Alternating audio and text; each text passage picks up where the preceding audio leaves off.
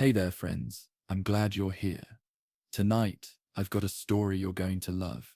But before we settle in, go ahead and hit that like button and subscribe so you don't miss any of these cozy tales. And hey, drop a comment letting me know where you're tuning in from and what time it is where you are. It's always amazing to see our little storytelling circle stretch across the globe. Now dim those lights, get comfy, and let's drift into tonight's journey together. The beginning of the labors. Long ago in ancient Greece, where mountains touched the sky and olive trees whispered in the wind, there was a boy born with a strange sparkle in his eyes and strength in his little fists that seemed too mighty for a newborn. His name was Heracles. Some would later call him Hercules, but that was the Roman way. In Greece, he was always Heracles. Now, Heracles wasn't just any child. His father was none other than Zeus, the king of all the gods, the one who ruled the heavens with thunderbolts and a booming voice that shook the clouds. His mother, Alcmene, was a kind-hearted mortal woman, wise and beautiful, and known for her gentle ways. So Heracles was born half god, half human, a demigod. Even as a baby, strange things happened around Heracles. One night, when he was still in his crib, Hera, the queen of the gods, and Zeus's wife, sent two serpents slithering into his nursery. You see, Hera wasn't too happy about Heracles. She was jealous and angry, not just because Zeus had a child with another woman, but because everyone was already whispering that Heracles would grow up to become the greatest hero of all time. So there he was, a tiny baby with curly black hair, sleeping soundly in his cradle, when the snakes came gliding across the floor. They hissed, coiled around the legs of the cradle, and slowly crept toward him. But just as they reared up to strike, Heracles opened his eyes. Without even crying, he sat up, grabbed one snake in each hand, and squeezed until they stopped moving. By morning, everyone in the household was talking about it. This child, they said, is no ordinary boy.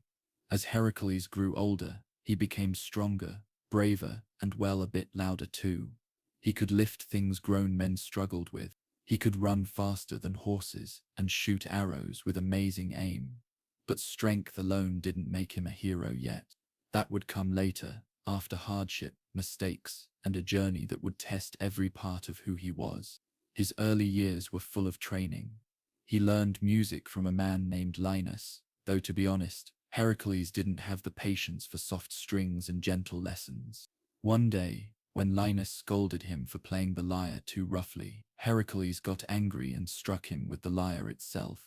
It was an accident, but Linus was hurt badly, and from that moment on, people became a little more careful around the boy. Later, he was sent away to the countryside to train in hunting, fighting, chariot driving, and other heroic skills. And as he became a young man, people could see the greatness growing in him. But greatness isn't always simple. Even though he had noble blood and muscles of iron, Heracles had a temper. And sadly, that temper would lead to the worst day of his life. It all started when Hera, still angry and always watching, decided to strike Heracles with a wave of madness. It wasn't like thunder or lightning. No one else saw it happen. It was something inside his mind that twisted and turned, like a dream that suddenly becomes a nightmare. He was at home, with his wife Megara, and their children. The house was warm, and the air smelled like roasted lamb and fresh bread. Laughter echoed through the halls. But then, everything went dark in his mind. The faces of his family blurred, the joy disappeared, and in that horrible haze, Heracles saw enemies where there were none. What happened next was tragic. In his madness, Heracles hurt the very people he loved most. When he woke from the fog, when the madness passed, and he saw what he had done, his heart shattered. He dropped to his knees, trembling, his soul crying louder than any scream could. The pain wasn't physical. It was deeper than bone. Everyone stepped back. The villagers, his friends, even other warriors. All of them looked at Heracles with a mix of fear and sorrow. But Heracles didn't run or hide. He didn't make excuses. He simply stood up, slowly, like a man carrying the weight of the world, and said, I must atone. I must make this right. And so he went to Delphi, the sacred place where the oracle of Apollo gave her wisdom. Delphi wasn't just a city, it was a holy center, where people came from far and wide to seek answers from the gods. The oracle sat inside a temple, surrounded by smoke and mystery, speaking words that were sometimes clear and sometimes strange. Hercules knelt before her and asked what he must do to cleanse his soul and find peace. The oracle listened, and her voice was calm but firm. You must serve King Eurystheus, she said. For 12 years you will do whatever he asks of you. He will give you 12 labors, complete them all, and your soul will be free. Hercules didn't argue. He didn't complain. He simply nodded and turned to go. He didn't know what kind of man this King Eurystheus was, but he was ready to face whatever was needed. Now here's a funny thing about Eurystheus. He was not a warrior. He wasn't even particularly brave. In fact, he was jealous of Hercules. You see, there was a prophecy that said a child of Zeus would rule the land, and technically, Eurystheus was also a descendant of Zeus. So when Zeus planned for Hercules to be born, Hera tricked the timing just a bit so Eurystheus would be born first. Because of that, Eurystheus became king. But he knew Hercules was stronger, nobler, and more admired.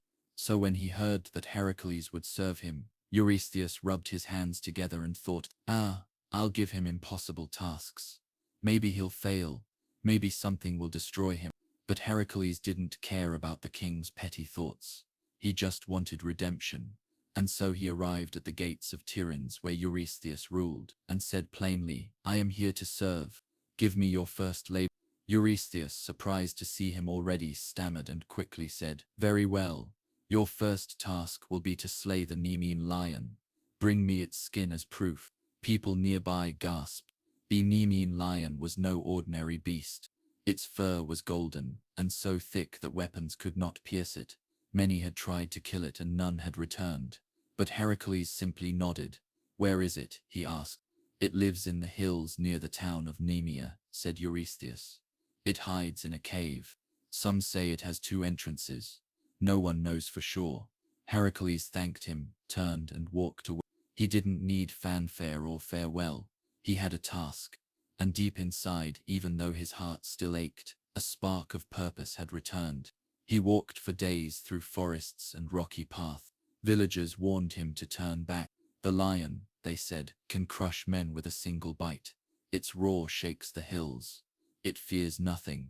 But Hercules kept going, holding only his club, bow and a cloak.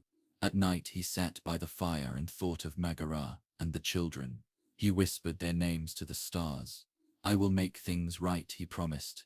Eventually he reached the valley of Nemea. The air was still. Birds didn't sing. Even the wind seemed afraid to blow. He followed tracks and claw marks until he found the cave. He could feel it. The lion was inside. And so he stepped forward, not with fear but with resolve. But that tale, that mighty battle, is one for the next chapter. For now what matters is this: the journey of Hercules had begun. Not the journey of strength, for he had always had that, but the journey of redemption, of facing darkness inside and out. 12 labors awaited him, each one harder than the last. But Hercules, the boy born of thunder and heartache, was ready, and the world would never forget his name. The Nemean lion. Hercules stood at the mouth of the cave, the air thick with the scent of something wild, untamed, and primal. His heart was steady, his hands firm on the grip of his club, his eyes scanning the dark shadows within. The Nemean lion was no mere beast. It was a creature of legend, with fur so thick that no weapon could pierce it. Its claws were as sharp as daggers. Its roar could shake the very earth beneath your feet. And for years it had terrorized the land, leaving nothing but fear and destruction in its wake. But for Hercules there was no room for fear. He had made a vow, not just to cleanse his soul, but to prove to himself that he was more than his mistake. He had to defeat this beast, not just because it was a task given to him by King Eurystheus, but because it was something that had to be done. The village of Nemea had told him everything they knew about the lion. It lived in a cave at the base of a hill, and no one had dared to go near it for years. The beast had taken many lives, leaving behind only whispers and legends. But Heracles wasn't afraid of whispers. He wasn't afraid of legend. He was determined to end this one. The moon hung low in the sky, casting a pale light over the landscape, and the night was eerily quiet. Heracles could hear his own breath, steady and rhythmic, as he moved closer to the cave. He knew the lion was in there, watching him, waiting for the right moment to strike. The silence was deafening, and every step he took seemed to echo off the rocks around him. But still, he moved forward. His mind raced with thoughts of the task ahead. How could he defeat such a powerful creature with nothing more than his strength and his wits? He had no sword, no shield, just his club and his bare hands. And yet he knew he had to do this. He wasn't just fighting for his redemption, he was fighting for something bigger, for honor, for his very soul. Heracles took one last deep breath and entered the cave. The darkness swallowed him whole, and for a moment he couldn't see a thing. But then, as his eyes adjusted, he could make out the shape of something huge, lying still in the shadows. The Nemean lion, as massive as a mountain, lay curled up, its golden fur shimmering faintly in the dim light. Its breath was slow, deep, and steady, and every now and then, a low growl rumbled from deep within its chest. Heracles knew that he had to act quickly. The longer he waited, the more dangerous this battle would become. Without hesitation, he gripped his club tightly and approached the lion, his feet moving silently over the rocky floor. His senses were sharp, every muscle in his body ready for the fight that was about to unfold. Just as he was within striking distance, the lion stirred. Its eyes snapped open, glowing like two pools of fire in the dark. The beast let out a deafening roar, shaking the walls of the cave and sending a shiver down Heracles' spine. But the demigod stood his ground, unfazed. He raised his club high and swung it toward the lion with all his might. The lion was fast, faster than Heracles had anticipated. It leapt out of the way in a blur of golden fur, its movements fluid and graceful, like a storm in motion. Heracles' club hit nothing but air, and before he could react, the lion lunged at him, its massive jaws snapping shut just inches from his face. Heracles barely managed to dodge, rolling out of the way just in time. The lion wasn't just fast, it was smart. It was aware of every move he made, anticipating his attacks before he even had a chance to strike. Heracles knew that brute force alone wouldn't win this fight. He needed to be clever. He needed to find a way to outwit this creature, to use its own strength against it. The lion circled him, its eyes never leaving his. It was studying him, waiting for the perfect moment to strike. Heracles, however, wasn't going to give it that moment. He moved quickly, using the rocks in the cave to his advantage. He darted to the left, then to the right, trying to confuse the lion, trying to keep it on edge. For what felt like hours, they danced in the dark. Heracles would strike, but the lion would dodge or counterattack with frightening speed. Each time they came close to each other, the cave trembled with the force of their battle. Heracles' muscles burned with exhaustion, but he refused to stop. He couldn't stop. Finally, after a particularly close call where the lion's claws grazed his arm, Heracles came up with a new plan. He realized that he had been using his club wrong. The lion was too fast for it to be effective. Instead of using the club to strike, he would use it to trap the lion. With a sudden burst of speed, he ran at the lion, baiting it into a charge. The lion roared and lunged forward, its teeth gleaming in the dim light. But this time Heracles was ready. At the last second, he sidestepped and used his club to hook one of the lion's legs, tripping it up.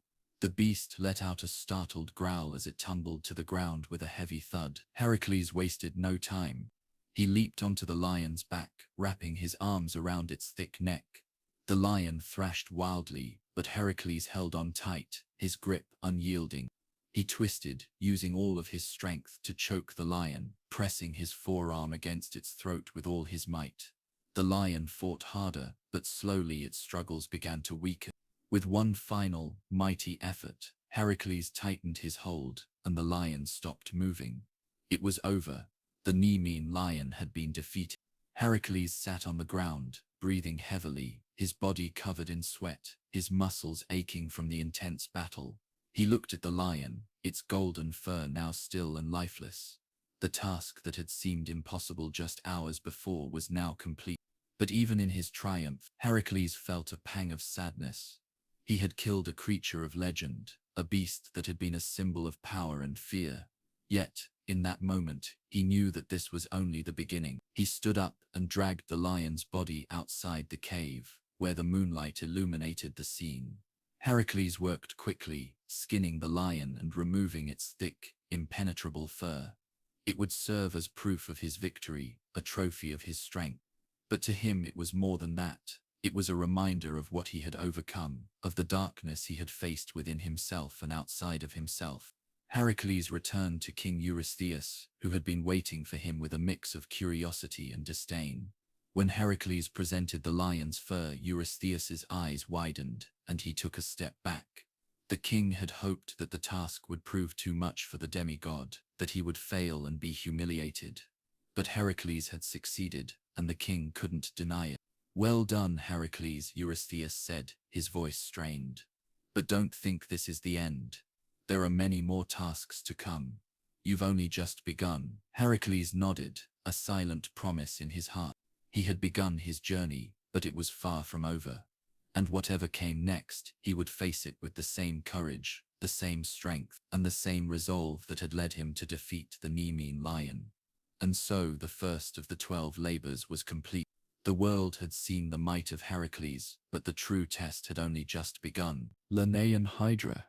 Heracles stood on the edge of the swamp, his boots sinking slightly into the wet earth beneath him. The air was thick and heavy, filled with the scent of dampness and decay. In the distance, he could hear the faint croak of frogs and the occasional rustling of something large moving through the marshes. But there was no mistaking the feeling that something far worse than the swamp's natural inhabitants lurked nearby. It was the Lernaean Hydra, the beast he had been sent to destroy, and it was a creature of legend, as dangerous as it was terrifying. Heracles had heard many stories about the Hydra. The monster lived in the swamp near Lerna, a place so foul that few dared to venture close.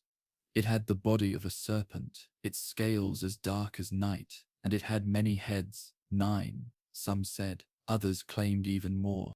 But what made the Hydra truly terrifying was its ability to grow 2 new heads every time one of its heads was cut off. This made it nearly impossible to defeat with simple strength alone. Heracles knew that this would be a fight like no other. He had to use more than just his brawn. He had to think ahead, plan his strategy, and move with precision. As he made his way into the marsh, he could feel the tension building in his chest. This was different from the lion. The lion had been a test of raw strength and endurance. The Hydra, however, was a test of strategy, of quick thinking, and of knowing when to strike and when to retreat. Heracles had always been confident in his strength, but now he was beginning to realize that this challenge would demand more from him than just muscle. It would demand his mind.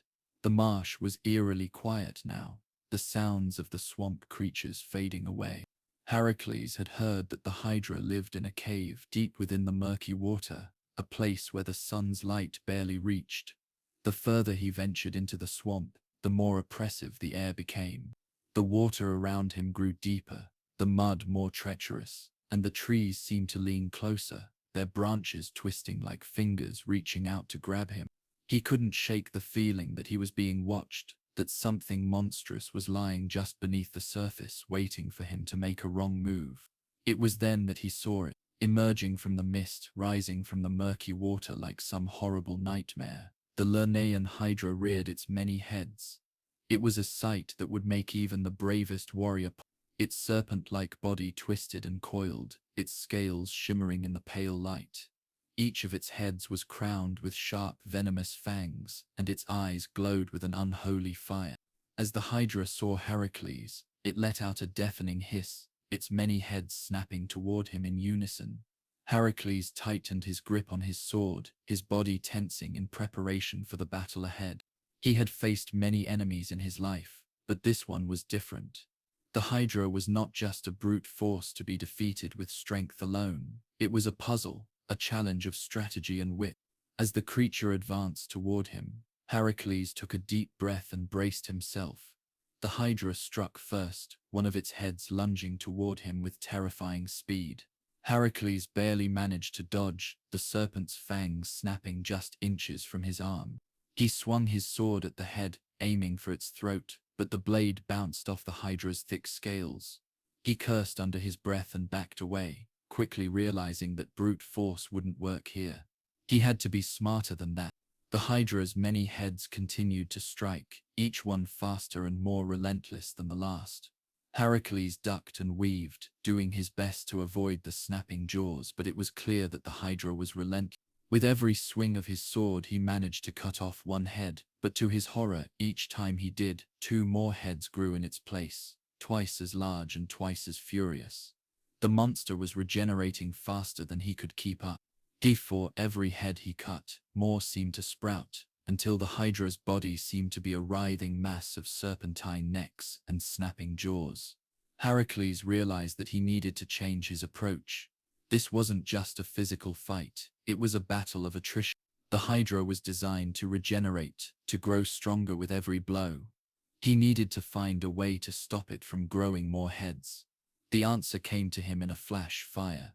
He had to burn the stumps of the heads to prevent them from regenerating. But where would he get the fire? There was no torch, no kindling in the swamp. Then he remembered the nearby trees, some were dry enough to catch fire. He needed to act quick. Hercules leapt into action, running toward the closest tree and tearing off a branch. He used his sword to set it on fire, the flames catching quickly. With the flaming branch in hand, he turned back toward the Hydra, now more determined than ever. He knew this was his chance. As the Hydra lunged at him again, Hercules dodged and swung the flaming branch at the nearest head, setting it ablaze. The head writhed and screeched, but instead of growing back, it shriveled up and died. Hercules grinned. He had found the solution. He quickly moved to the next head, setting it aflame with the same fiery branch. One by one he burned the heads, the Hydra's screams echoing through the swamp with each head that perished. But the creature wasn't going down without a fight. It thrashed violently, its body twisting and jerking as more heads were burned away. The swamp water splashed up around him, and the ground trembled with the force of the Hydra's thrashing body. Hercules fought with everything he had. He moved quickly, burning the heads, dodging the strikes, and keeping his focus on the task at hand. The Hydra's fury was increasing, but Hercules' resolve only strengthened. He knew that he couldn't let the creature regenerate again, so he continued to fight, his sword slashing and his torch blazing, until there were no more heads left to burn. When the last head of the Hydra was finally extinguished, Hercules stood panting, his chest heaving with exertion. The swamp was eerily quiet now, the only sound the crackling of the fire and the soft lapping of the water. The Hydra's massive body lay still, its many heads no longer regrowing. Hercules had done it. He had defeated the Lernaean Hydra, but the battle wasn't quite over yet. As he stood over the corpse of the creature, Hercules realized that he couldn't leave the swamp just yet. There was one more task to complete. The Hydra's blood, its venom was still powerful, and it had the potential to poison anyone who came near. He needed to make sure that it wouldn't spread, so, with grim determination, he took his sword and cut off the Hydra's final head, the immortal one, the one that could never die. As he did so, he used the venom to coat his arrows, ensuring that the poison would be kept under control. Hercules made his way back to King Eurystheus, the Hydra's head in tow, proof of his victory. The king was silent when he saw it, but Hercules could see the flicker of begrudging respect in his eyes. This task too was complete, and Hercules knew that more challenges awaited. But for now the Hydra was no more, and his name would go down in legend once again. The Ceryneian Hundhifron. Hercules stood at the edge of a dense, shadowy forest, his eyes scanning the horizon for any sign of movement. The sun had barely risen, and the air was still cool, the scent of pine and wildflowers hanging thick in the morning mist. The task at hand was different from his previous labors. No vicious beast to fight, no monster to slay. This time, He was after a creature of grace, speed, and beauty. The Ceryneian Hun. This was no ordinary deer. It was a sacred animal of Artemis, the goddess of the hunt, and it had been a gift to her by Zeus. It was said to be faster than the wind itself, and catching it would be no easy feat. Heracles had been instructed by King Eurystheus to capture the hunt, and he knew this task would require a level of patience and strategy, unlike the others. Heracles had spent years battling wild beasts and facing impossible odds, but this was different. The Ceryneian Hund wasn't just another monster to defeat. It was a creature of the gods, a symbol of the hunt, and Artemis, the goddess to whom it was sacred, was not a deity to take lightly. As Heracles entered the forest, he reflected on the challenge ahead. He had learned much from his past labors, and this task too would test his resolve and his skill. The Hind had a reputation for eluding even the most skilled hunters. It was said that no one could catch it, for it was as fast as a shadow, darting through the trees with ease and grace. But Heracles was not just anyone. He was the son of Zeus, a hero destined for great. He believed that no task was too difficult, and no challenge too great. So he set off into the forest, determined to prove that he could capture the Ceryneian Hund. The forest was dense and silent, the trees towering above him like silent sentinels. As Heracles walked deeper into the woods, he could hear the faint rustle of leaves underfoot, the sound of creatures scurrying through the underbrush. The air was cool, and the forest smelled of earth and pine. It was beautiful, but there was an underlying tension in the air, as if the forest itself was watching him, waiting for something to happen. Heracles moved cautiously, his eyes scanning the forest floor for any sign of the elusive Hind. Hours passed, and the forest seemed to grow thicker around him. The light filtered through the trees in dappled patches, casting long shadows across the ground. He had been walking for hours, his muscles aching from the effort, but there was no sign of the Hind. He knew the creature was near, though he could feel it. Heracles had faced many trials, but he had never faced anything like this. This was not just a hunt for food or sport. This was a sacred task. He had to respect the Hind, and he knew that Artemis too was watching. Suddenly a movement caught his eye. Through the thick foliage, he saw something flash by, swift, graceful, and impossibly fast. Heracles' heart skipped a beat. There it was, the Ceryneian Hund. Its golden fur shimmered in the light, and its slender legs moved like lightning, carrying it effortlessly through the dense forest. Heracles' breath caught in his throat as he watched it leap over fallen logs and dart through the trees. The Hind was beautiful, almost ethereal, and for a moment he forgot why he was chasing it. It was as though the creature existed in a world apart from his own, a world of grace and untouchable freedom. But Heracles quickly shook himself from his reverie. This was no time to admire the Hind's beauty. He had a task to complete. The hunt was on.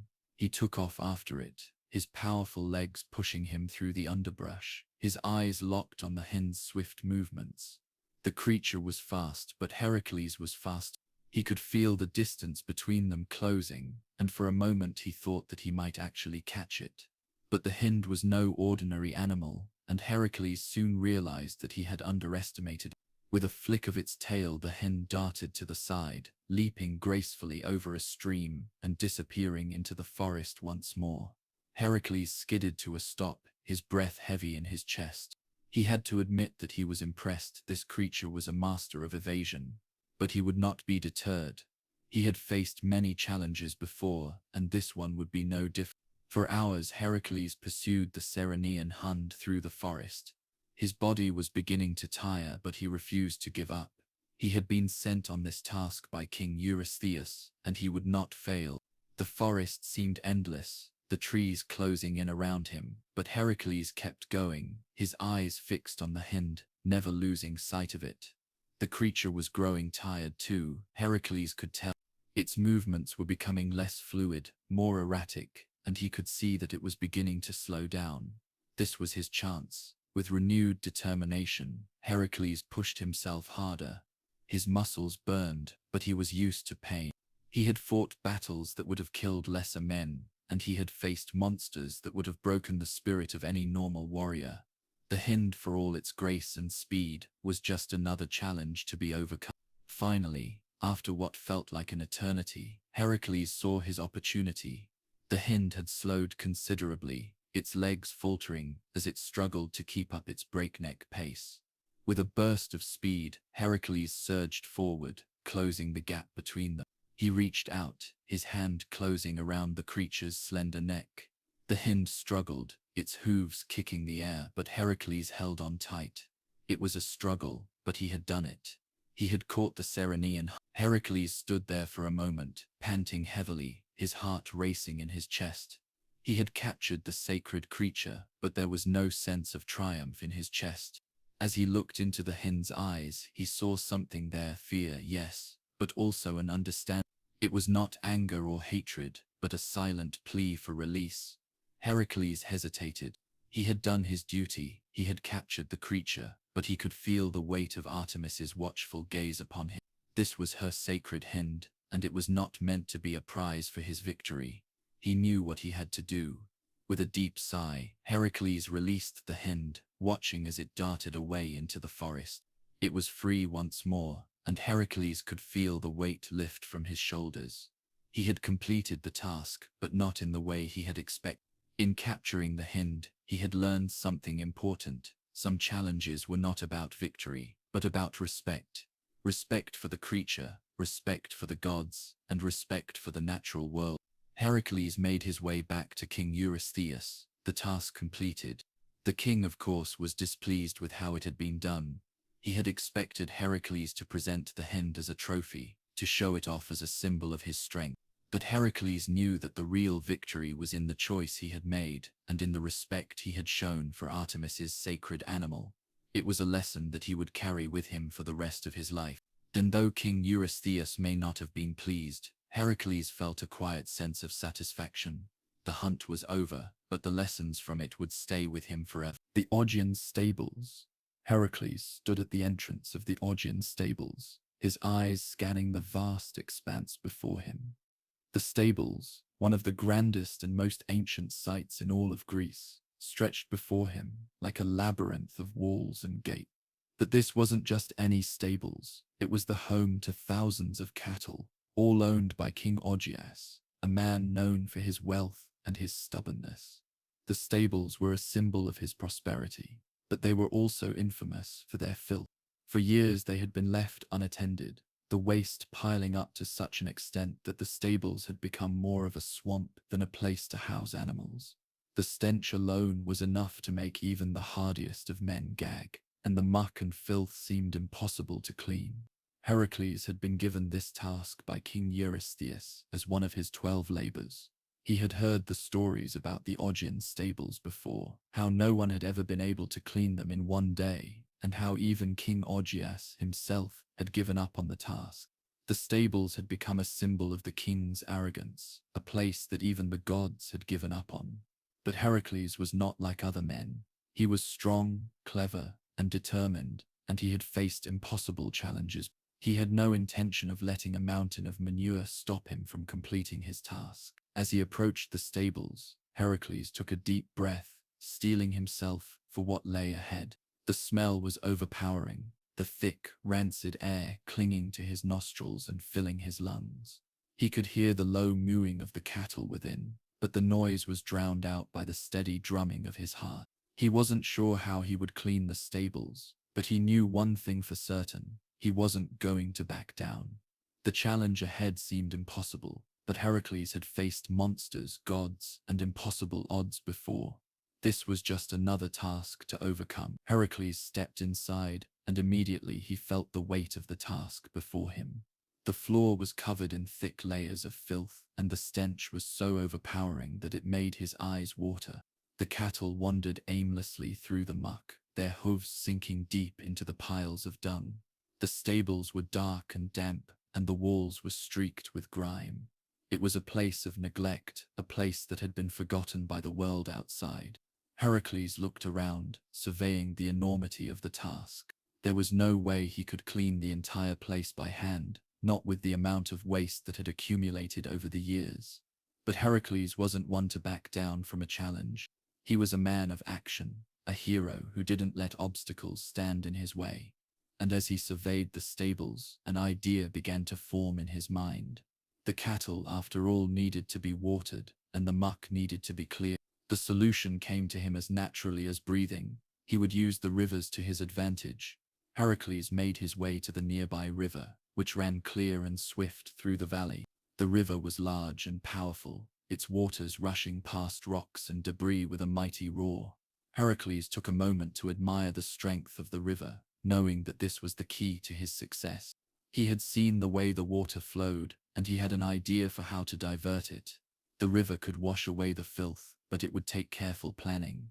It wouldn't be easy, but Heracles was used to impossible odds. He began by constructing two massive channels to divert the water from the river. He worked tirelessly, using his immense strength to move rocks and earth, shaping the landscape to his will. The first channel would carry the water into the stables, flooding the area with clean, rushing water. The second channel would carry the filth away, draining the muck from the stables and into a nearby swamp. It was a simple solution, but it would require time and effort. Fortunately, Heracles had both in abundance. For hours he worked, his muscles straining with each movement. His hands bled from the sharp rocks, but he didn't stop. He could feel the river's power growing as he manipulated the land, redirecting the water with precision and skill. The cattle watched him curiously, their large eyes following his every movement, but Heracles paid them no mind. His focus was on the task at hand, and nothing was going to stop him from finishing it. Finally, after what seemed like an eternity, the channels were complete. Heracles stood back, wiping the sweat from his brow, and admired his work. The river now flowed through the stables, washing away the muck and filth with its swift, powerful current. The stables, once a place of squalor and neglect, were now being transformed into something new. The muck was disappearing, and the cattle were being watered by the fresh flow of water. Heracles stood there for a moment, watching the river do its work. The air was filled with the sound of rushing water, and the stench of the stables began to dissipate. He knew that the job wasn't finished yet. There was still work to be done, but he had taken the first step. He had turned the tide, and the impossible task had already begun to unravel. As the day wore on, the stables slowly transformed.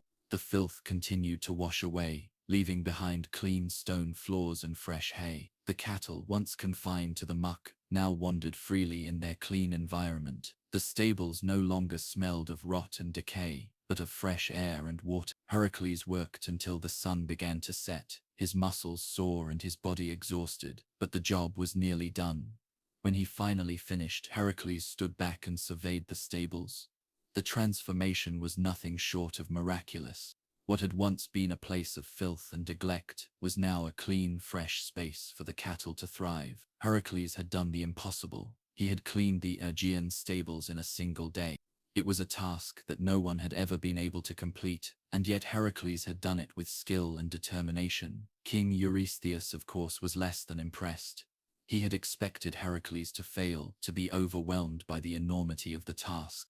That Heracles had not only succeeded, he had done it in record time. It was another victory for the great hero, but one that came with a deeper lesson. Sometimes the greatest challenges could be solved with creativity and perseverance. Heracles left the Aegean stables behind, feeling a sense of pride in his work. He had faced another impossible task, and he had conquered it.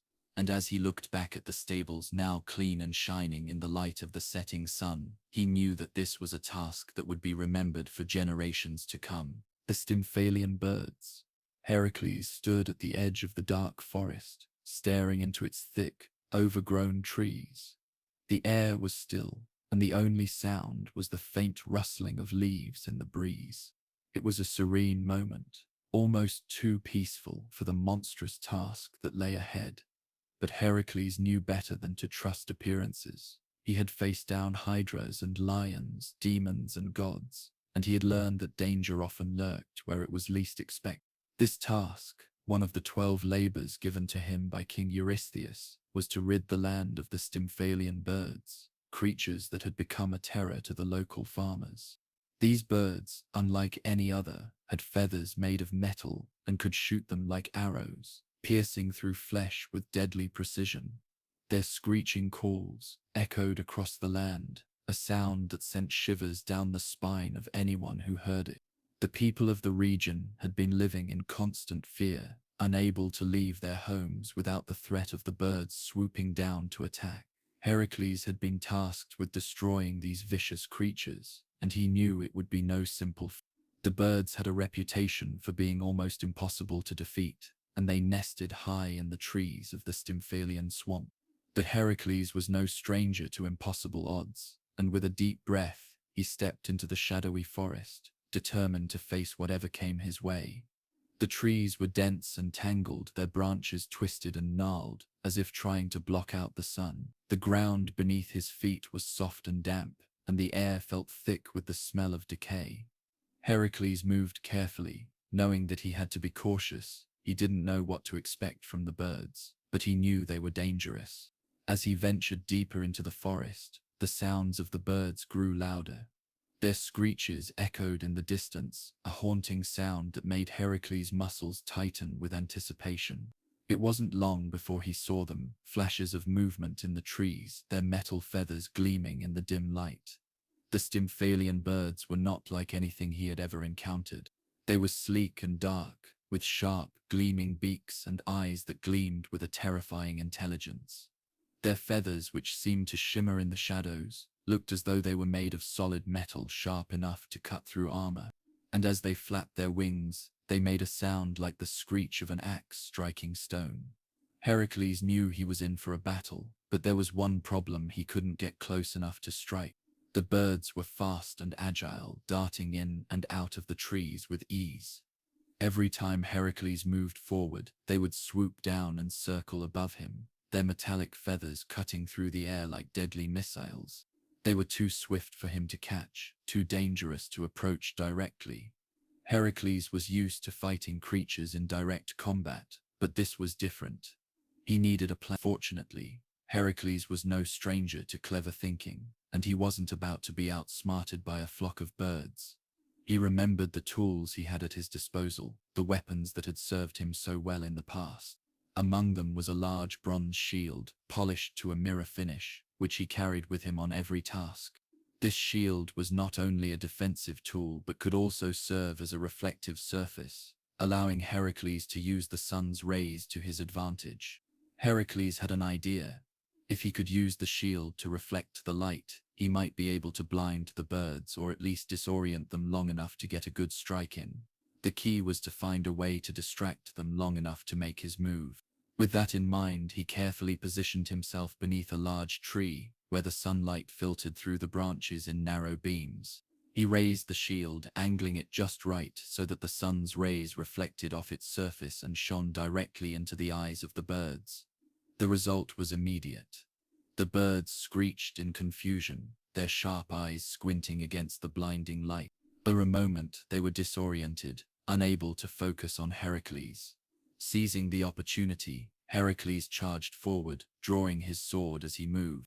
The birds, still blinking in the sudden burst of light, were slow to react, and one by one he began to strike them down with swift, precise blows. His sword cut through the air with ease, and the birds fell from the trees, their bodies crashing to the ground in a heap of broken feathers and twisted metal. But there were too many of them. For each bird he defeated, two more seemed to take its place. The air was thick with the sound of flapping wings and the metallic clang of feathers. Heracles gritted his teeth and kept fighting. He had faced worse. He had faced beasts far more terrifying than these birds. But this battle was different. He couldn't fight them all head-on, not when they were so numerous. He needed to find a way to thin their ranks, to reduce their numbers before they wore him down. And then he remembered something else: his bow and arrows.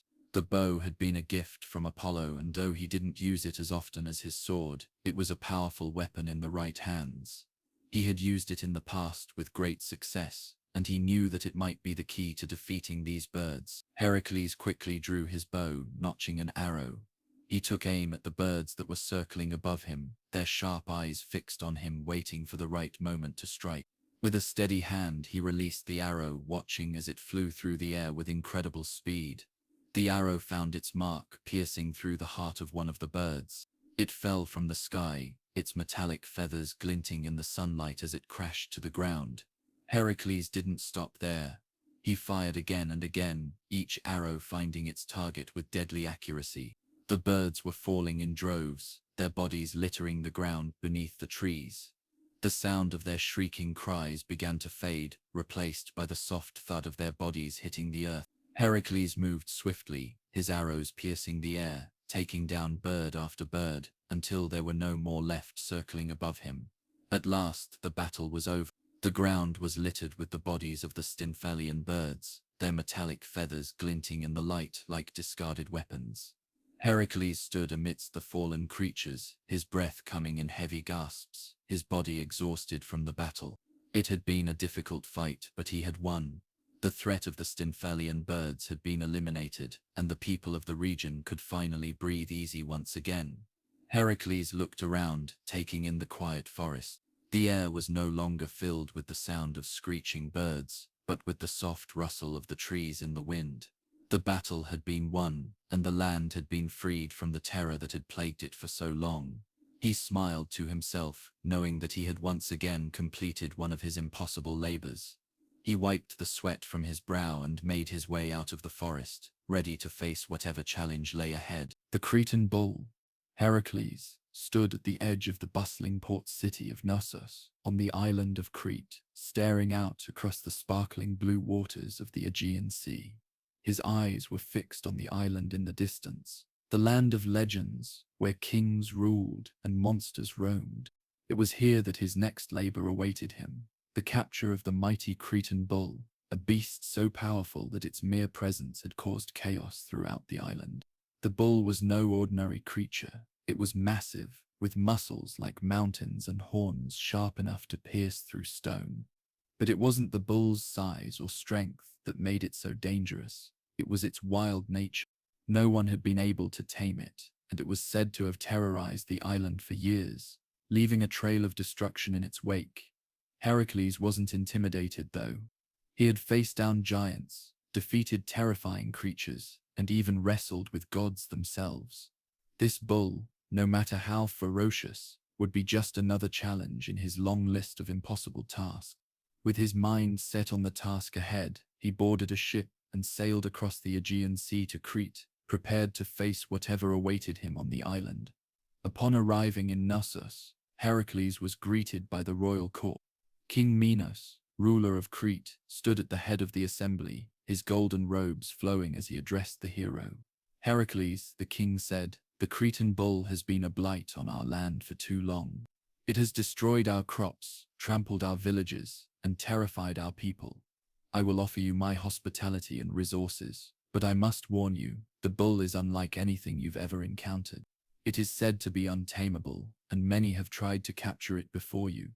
But I believe in your strength, Hercules. You are our last hope." Hercules nodded solemnly, his gaze unwavering. He had heard of the bull's destruction before, and he knew the challenge ahead would be difficult. But he was confident. "I will do what I must," he said simply, his voice carrying the weight of his resolve. The king's advisors led him to the stables where the bull was said to be kept. The bull, though, was not contained within the confines of a simple pen. It roamed the fields and mountains of Crete, often charging through villages and leaving a trail of panic in its wake. Hercules learned that the only way to capture the bull was to track it down in the wild where it was most dangerous. And so, with a plan forming in his mind, he set out into the rugged hills of Crete, determined to find the bull and bring it back alive. For hours, Hercules trekked through the steep, rocky terrain, his boots crunching against the dry earth. The sun beat down on him, but he barely noticed. It had been a long journey, and the heat was something he had learned to endure. As he climbed higher, the landscape grew more barren, the dry grass swaying in the wind like a golden sea. He could hear the sounds of distant bleating goats, the occasional chirp of birds, but nothing that would indicate the presence of such a massive creature. Just as the day began to wane, Hercules spotted a movement in the distance. A cloud of dust rose up, swirling in the air like a whirlwind. His sharp eyes locked onto the source, a massive bull charging across the rocky plains with the power of a storm. Its muscles rippled beneath its thick, tawny fur, and its horns curved like the crescent moon, gleaming in the dying light of the day. Heracles knew instantly that this was the creature he had come to capture. It was even more magnificent and terrifying than he had imagined. The bull was wild, its eyes wide with fury, its nostrils flaring as it charged across the land. Heracles could see the destruction it had wrought. Upturned trees, broken fences, and crushed boulders marked its path. But he wasn't afraid. He had faced down many beasts before, and he knew that strength alone wouldn't be enough to subdue this one. No, he would have to outsmart it. The bull was fast, too fast for Heracles to catch in a direct chase.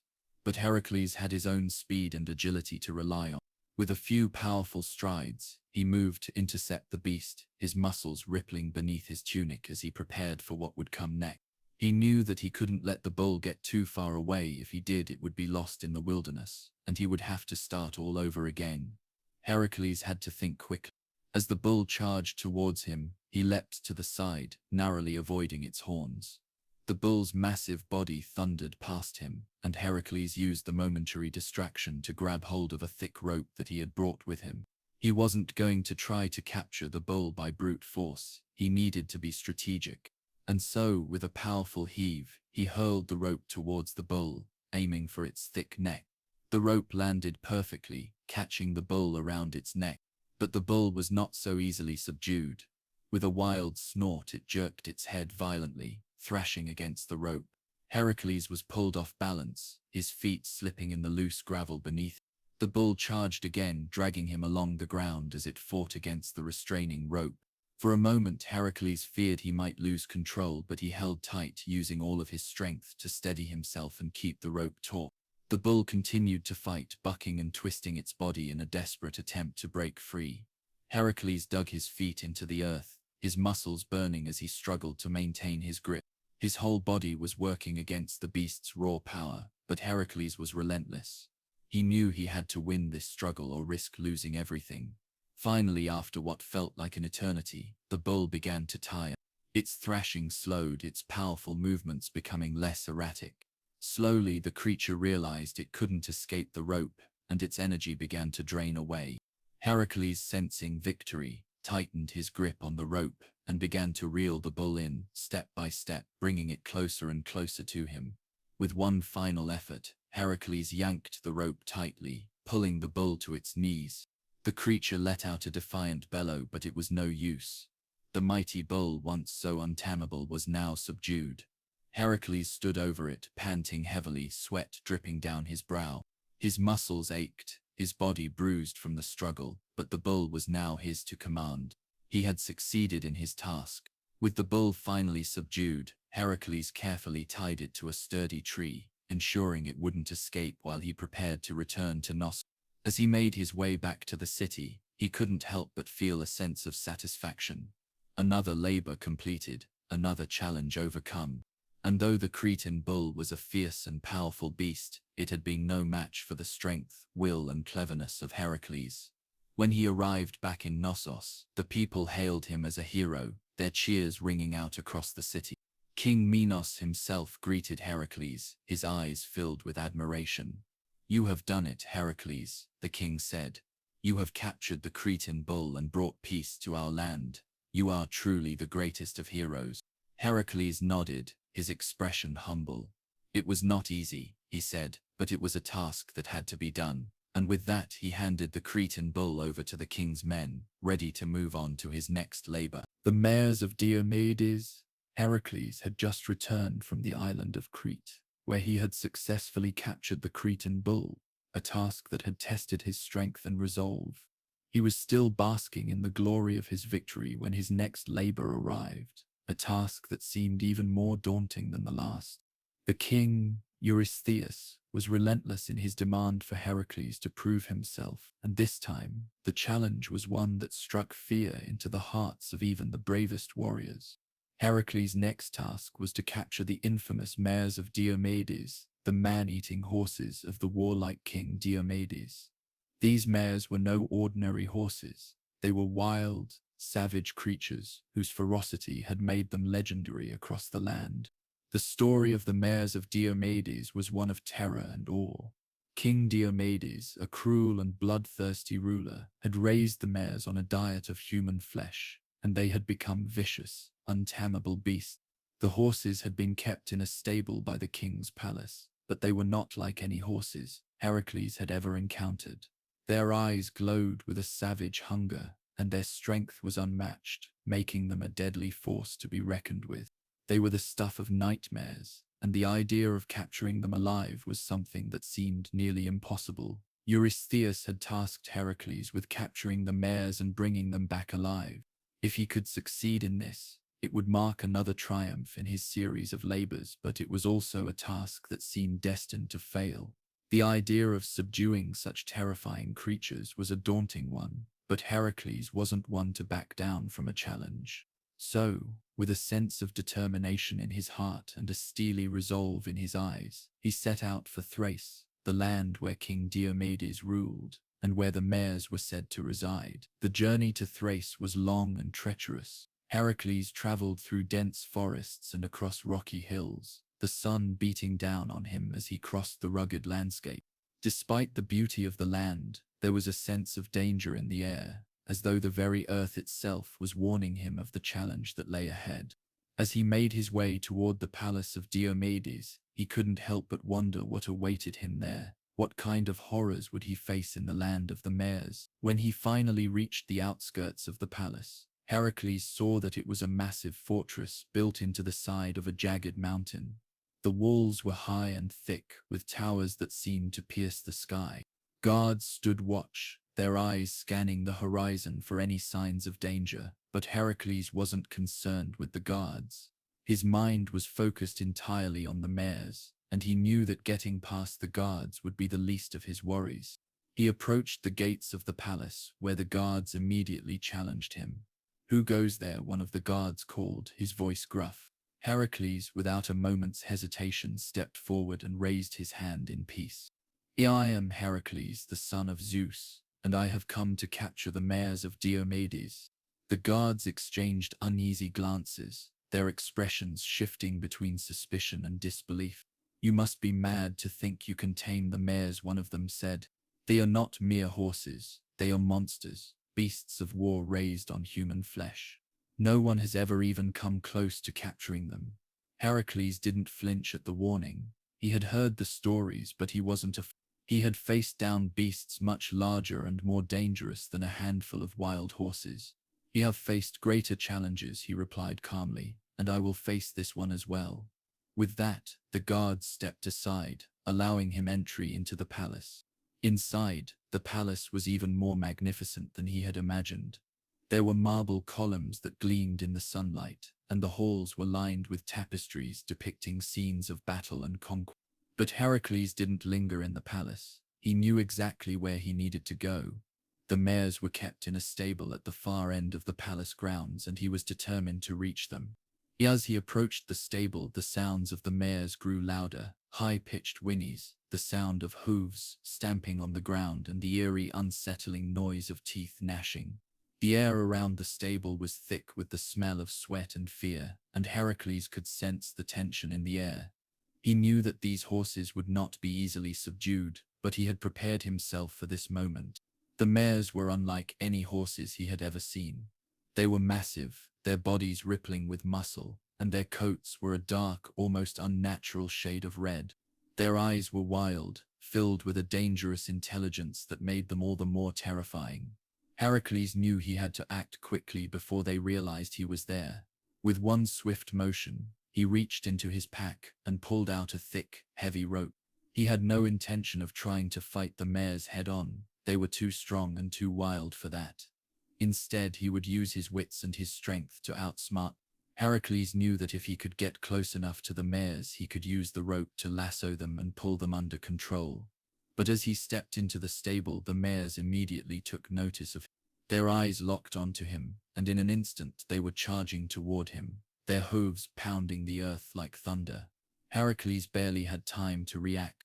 The first mare came at him with a snarl, its teeth bared and its hooves aimed at his chest. He sidestepped just in time, the mare's hooves grazing his arm as it thundered past. The other mares were closing in quickly, but Hercules was ready. He swung the rope around his head, aiming it at the lead mare. The rope flew through the air with precision, landing perfectly around the mare's neck. With a powerful tug, he yanked the mare back, forcing it to stop its charge. But the mare wasn't done. It kicked and reared, trying to break free from the rope. Heracles held tight, his muscles straining as he fought to keep the creature under control. The other mares were still charging at him, but Heracles wasn't about to let them overwhelm him. With another swift motion, he threw a second rope, catching another mare around its front legs. He pulled with all his might, forcing the second mare to the ground. The first mare, still struggling, was trying to break free, but Heracles wasn't giving up. He tightened his grip on the ropes, using his immense strength to keep the mares subdued. It wasn't easy, but Heracles knew that he had to keep fighting. The mares were strong, but he was strong. He had been in countless battles, and this one was no different. After what felt like hours of struggle, Heracles finally managed to tie the last mare to a post, her body shaking with exhaustion. He had done it. The mares of Diomedes, once untamable and fearsome, were now under his control. Heracles stood victorious, his chest heaving with exertion, his eyes blazing with triumph. He had captured the mares alive, just as Eurystheus had commanded. With the mares in tow, Heracles began his journey back to Mycenae, the winds at his back as he made his way across the rugged landscape. He had faced down beasts, conquered impossible challenges, and come out victorious every time. This labor, like all the others before it, was a testament to his strength, his courage, and his unyielding will to overcome any obstacle. The mares of Diomedes would be remembered not only as fearsome beasts of legend, but as another victory in the long line of Heracles' incredible feats. And as he led the mares back to Eurystheus, Heracles knew that the next challenge, whatever it might be, was waiting for him just around the corner. The belt of Hippolotai. The sun had barely risen over the horizon when Heracles was summoned once again. The sweat from his last labor still clung to his body, but there was no time to rest. His task, as always, was set before him by the relentless King Eurystheus, and this time it was no less daunting than the others. Heracles had already completed many of the impossible labors set before him, but the next one would take him far from the familiar lands of Greece, across the seas to a distant island. It would be a quest that would not only test his physical strength, but also his wits, as he was tasked with retrieving the sacred belt of Hippolotai, the queen of the Amazons. The belt, a symbol of the Amazonian queen's power and strength, was said to be made of the finest materials in the world, golden, adorned with precious jewels, and crafted by the gods themselves. It was no ordinary piece of clothing. It was a sacred relic, an emblem of the fierce, independent women who ruled their own lands. Hippolyta, the queen, was as powerful as any warrior who ever walked the earth, and the belt she wore was a reflection of that strength. The Amazons were known for their fierce nature, for their ability to wield weapons as easily as they could ride horses, and their warriors were feared across the lands. To claim the belt would be no small feat, but Heracles, undeterred by the challenge, knew he had no choice. His journey began with a long voyage across the seas, the salty wind whipping through his hair as he sailed on a ship that cut through the waves like a knife. The sea was not always kind to travelers, and as Heracles made his way toward the distant island where the Amazons lived, he encountered fierce storms and turbulent waters. But he was no stranger to the elements, and he faced them with the same determination he faced every challenge. As the days passed, the island grew closer on the horizon, its dark cliffs rising from the sea like jagged teeth. It was an island shrouded in mystery, a place where few dared to venture, and fewer still returned from. Upon reaching the shores, Heracles was greeted by the sight of a dense, untamed jungle that stretched far into the island. The trees were tall, their branches reaching toward the sky, and the air was thick with the scent of exotic flowers and damp earth. The island, though beautiful, seemed to pulse with a strange energy, as though the land itself was alive. Heracles, however, was not concerned with the beauty of the island. His mission was clear, and he knew he had little time to waste. His eyes, hardened by many battles, scanned the jungle, looking for any sign of the Amazonian warriors who might stand in his way. As he ventured deeper into the jungle, the sounds of the forest grew louder, birds calling, the rustle of leaves, and the distant roar of an unseen beast. He had learned that the Amazons were not just fierce warriors, they were also skilled hunters, and the jungle was their domain. Hercules, however, was no stranger to the wilderness. He had hunted in forests far more dangerous than this, and he knew how to move silently and avoid detection. His instincts guided him as he moved deeper into the heart of the island, where he hoped to find the Amazonian queen and her legendary belt. After several days of traveling through the dense jungle, Hercules finally reached a clearing, where he saw a sight that stopped him in his tracks. There in the center of the clearing stood Hippolyta herself, surrounded by her warriors. The queen was everything the stories had promised, tall, strong, and regal, with a warrior's posture and eyes that glowed with a fierce intelligence. She wore the sacred belt, a golden strip of cloth that seemed to shimmer even in the dim light of the jungle. The Amazons stood around her, their eyes sharp, their weapons gleaming in the sunlight. They were all watching Hercules, waiting to see what he would do. Hercules knew that approaching Hippolyta would not be easy. The Amazons were fiercely protective of their queen and would not allow any man to take what belonged to her. He could feel the tension in the air, the silent challenge from the Amazonian warriors who stood ready to fight. But Hercules was not afraid of their weapons or their strength. He had faced down armies, monsters, and gods, and he would face these women with the same calm resolve that had guided him through every other task. As he stepped forward, Hippolyta's eyes locked onto him. There was a moment of silence, as though the entire jungle was holding its breath. Finally, the queen spoke, her voice strong and commanding. "Why have you come, Hercules?" she asked, her gaze never leaving him. "You seek my belt, do you not? The belt that signifies my power and my rule." Hercules nodded, his voice steady. "I have come to claim your belt, Hippolyta," he said. "It is a task given to me by King Eurystheus, and I have no choice but to complete it." The queen's lips curled into a smile, but it was not a smile of kindness. It was a smile of a warrior, one who had fought countless battles and faced every challenge that had come her way. "You are brave to come here and ask for it so boldly," she said, her voice laced with both admiration and challenge. "But you must know that no one takes anything from the Amazons without a price. If you want my belt, you will have to defeat me and my warriors." Hercules understood that this would not be a simple exchange of words. If he was to take the belt, he would have to fight for it. But he was not one to back down from a challenge, especially one that had been set before him by the king. He was prepared to face Hippolyta and her warriors in battle, even if it meant risking his life. The battle that followed was fierce and intense. The Amazons fought with the strength of wild beasts, their weapons flashing in the sunlight as they attacked. Hercules, however, was a master of combat, his strength and agility allowing him to hold his ground.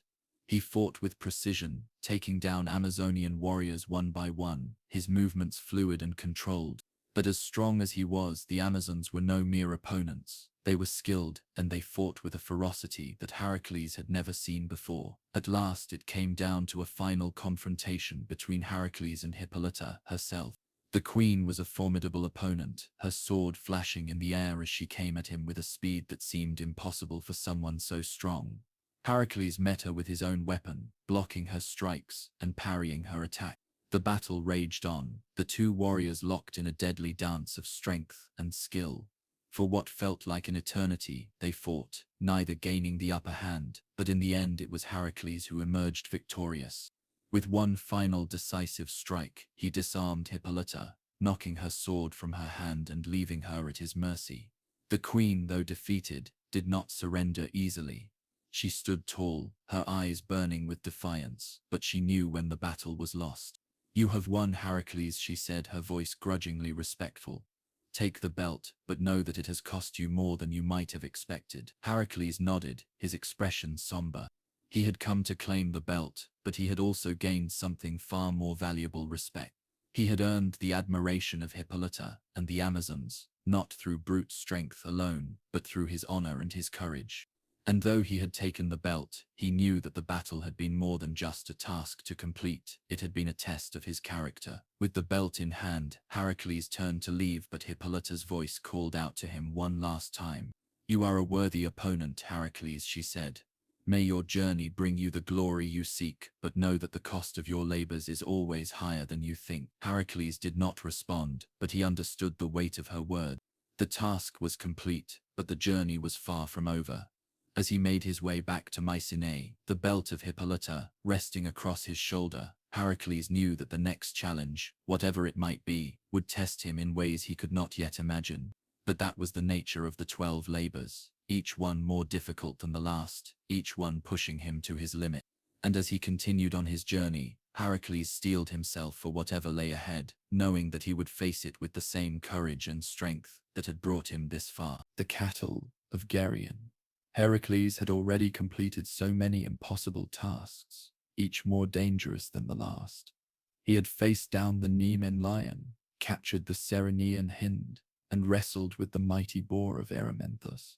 But there was one task that, despite all the others, still loomed in front of him, like an insurmountable mountain: the cattle of Geryon. A task given to him by the ever-demanding King Eurystheus, who seemed to delight in sending Heracles to the farthest corners of the earth to accomplish feats that even the gods would hesitate to undertake. Geryon was no ordinary creature. He was a fearsome, three-bodied monster who lived on the farthest reaches of the world, in a place so remote that only the bravest or the most foolish would ever attempt to find it. To make matters even more complicated, Geryon owned a herd of cattle that was said to be unlike any other.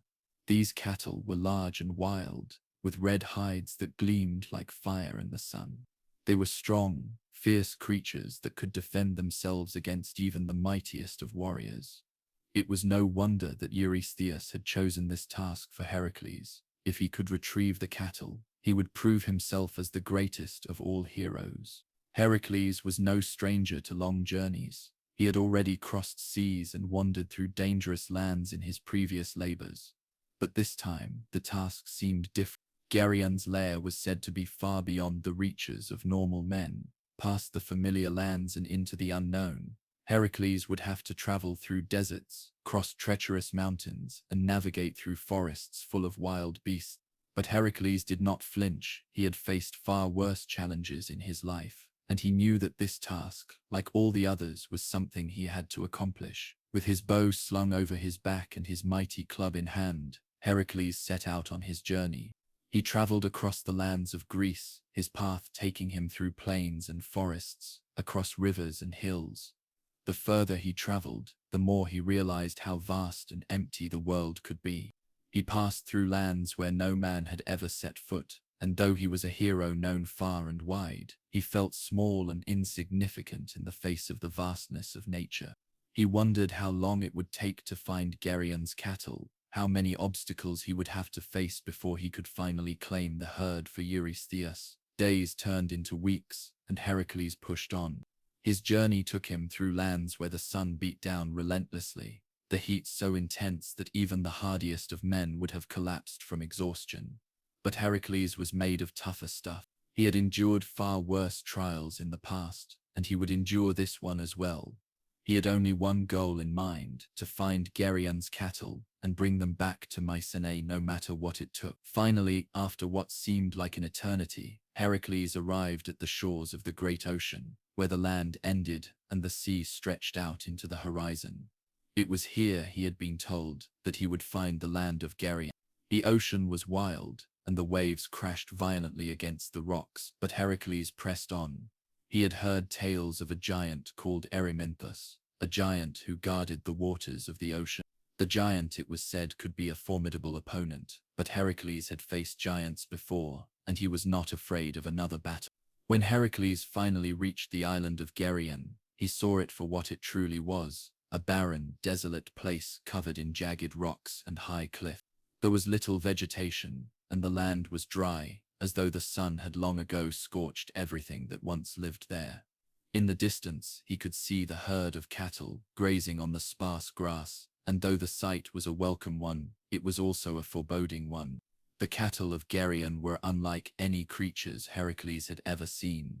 They were large, with glowing red hides, their horns sharp and twisted, like the branches of an ancient tree. They were indeed magnificent beasts, but they were also wild and untamable. Hercules knew that capturing them would not be easy. As he approached the herd, he saw the figure of Geryon himself, standing tall and imposing, his three bodies looming in the distance. Geryon was a creature of immense power, with 3 heads and 3 pairs of arms, each more fearsome than the last.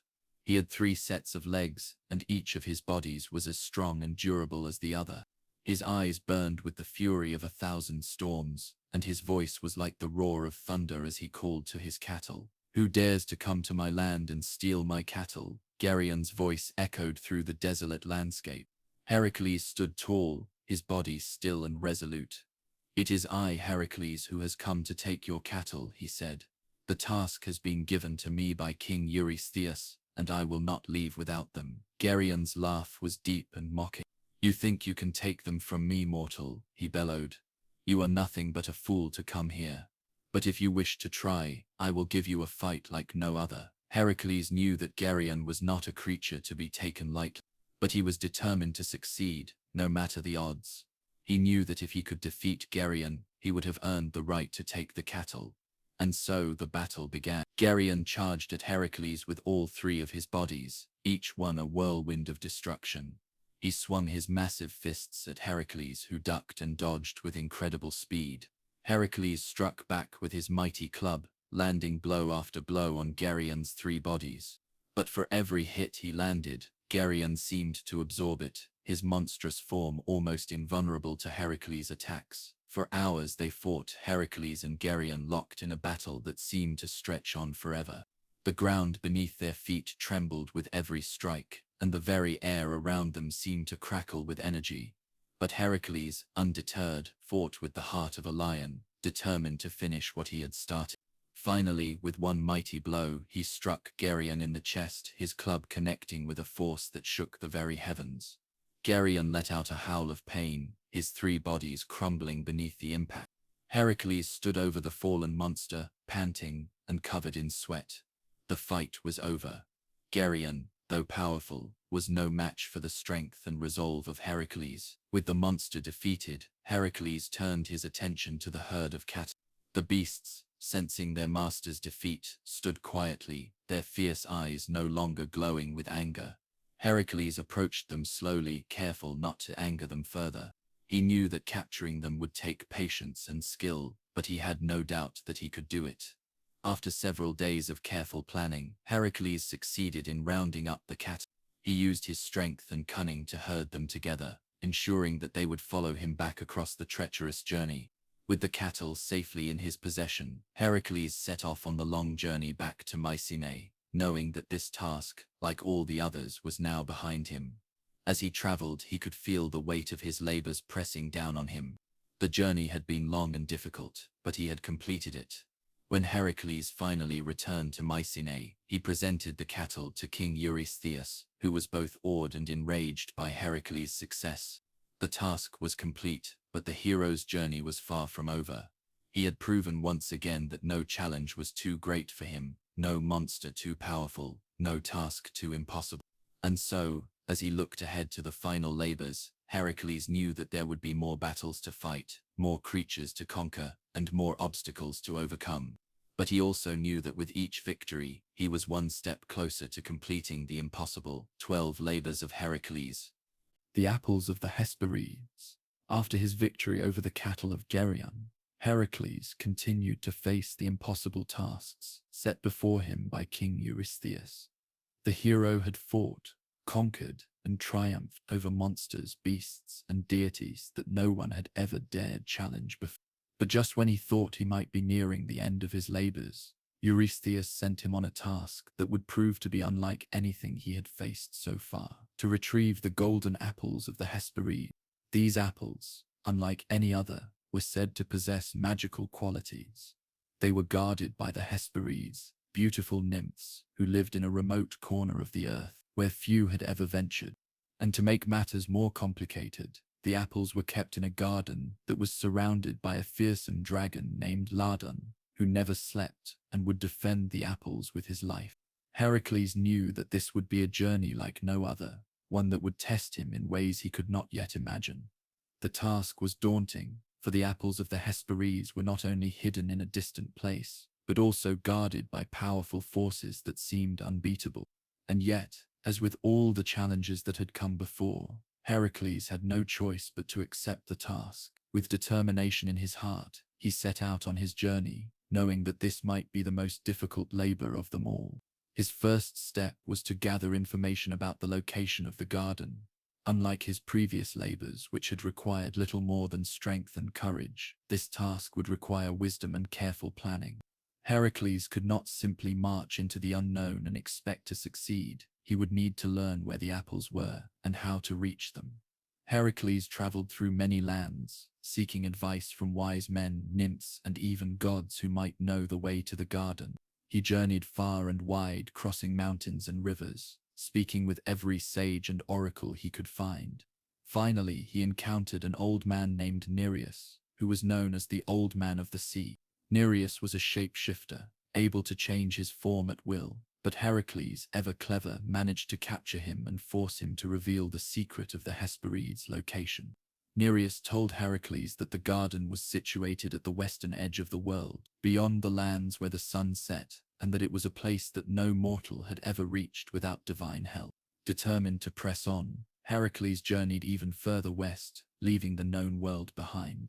He crossed deserts and traveled over treacherous seas, facing storms and perils that would have deterred any lesser man. The hero's heart remained steadfast, even as the dangers grew more intense. Along the way, he met many creatures, some hostile, others helpful, who would aid him in his quest. One such encounter occurred when Heracles came upon the Titan Atlas, who held the weight of the heavens upon his shoulders. Atlas was known to be one of the few beings strong enough to bear such a burden, and Heracles had heard that he might be able to help him on his journey to the garden of the Hesperides.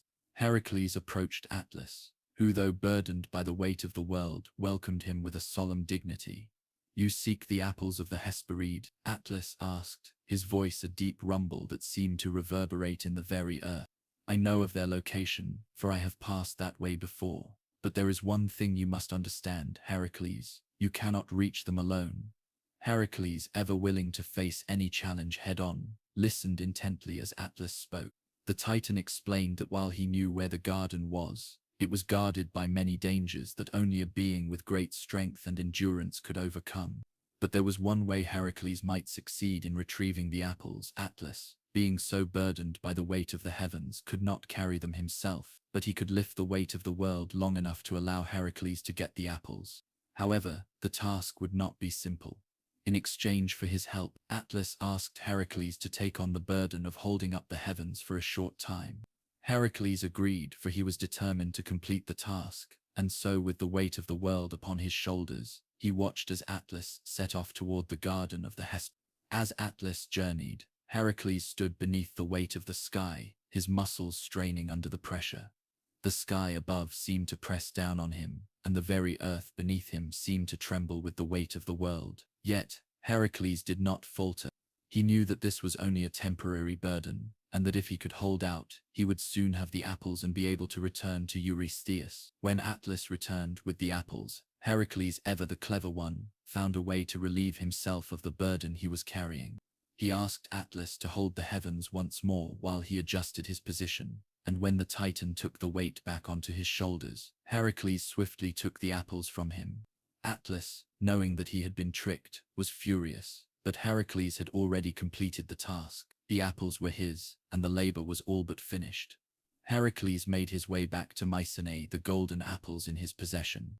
The journey had been long and grueling, but the hero's determination and wit had carried him through, as they always had. The apples, shimmering with their magical glow, were a sight to behold, their beauty unrivaled by anything Heracles had ever seen. He knew that he had accomplished something no mortal had ever done before. He had retrieved the apples from the garden of the Hesperides, and he had done it through strength, intelligence, and sheer willpower. When Heracles finally returned to King Eurystheus, he presented the apples with a sense of pride and satisfaction. The king, upon seeing the golden fruits, was both astonished and furious. Eurystheus had expected Heracles to fail, just as he had expected all the other labors to end in disaster. But once again, the hero had triumphed, proving that no task was too difficult, no challenge too great. As Heracles stood before the king, holding the apples aloft, he knew that his journey was far from over. He had completed yet another impossible task, but there were still more challenges to face, more monsters to defeat, and more gods to outwit. His 12 labors were nearing their end, but the legend of Heracles was just beginning. The capture of Cerberus. Heracles had come a long way. He had faced more trials than any hero before him, and each one had tested him in ways that no one could have predicted. The 12 labors, each more daunting than the last, had pushed him to his limit. But now, as he stood before the final labor, the one that would define him forever, he knew that this task would be his greatest challenge yet. The capture of Cerberus, the three-headed hound of the underworld, was not a task for mere mortals. Cerberus, with his terrifying appearance and ferocious temper, was known to guard the gates of the underworld, preventing the dead from escaping and keeping the living from entering. He was a creature born of the very depths of the earth, and no one, not even the gods, dared to cross him. But Eurystheus, in his unyielding quest to humiliate Heracles, had chosen this as his final labor. He had hoped that the hero would fail, that the task was simply too impossible, even for someone as mighty as Heracles. But Heracles, ever resolute, was undeterred. He knew that he had come too far to fail now. His heart burned with determination as he prepared for the journey to the underworld, for he understood that in order to succeed, he would need to rely on more than just his strength.